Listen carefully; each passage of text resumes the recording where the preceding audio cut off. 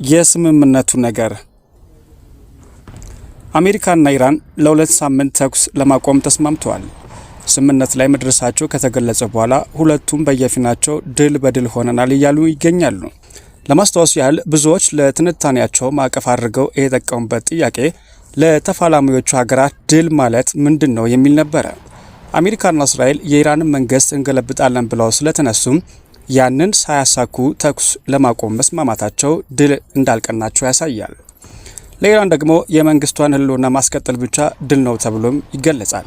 አሁን በሆርሙዝ የባህር ወሽመጥ ላይ ያገኘችውን የአዛዥነት ቦታ ግምት ውስጥ ካስገባ ነው ደግሞ ከተጠበቀው በላይ ውጤት አግኝታለች ማለት ይቻላል።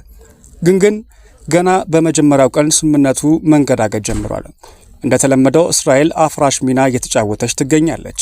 ስምምነቱም ሊባኖስ አይጨምርም የሚል መግለጫም ከመስጠትም አልፋ ቤይሩትን በቦምብ ስታጋያት ውላለችም። የዚያን አካባቢ የግጭት ታሪክ የተከታተለ ሁሉ እንደሚያውቀው እስራኤል የተኩስ አቁም ስምምነት የሚባል ነገር አክብራ አታውቅም በታሪኳ።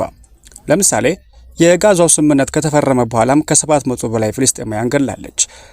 የእስራኤልን እርምጃ ተከትሎ አንዳንድ የኢራን መሪዎች እስራኤል ስምምነቱን ጥሳ ሊባኖስ ውስጥ ሲቪሎችን እየጨፈጨፈ ስለሆነ የአጸፋ እርምጃ መውሰድ አለብን ሲሉም ተሰምቷል።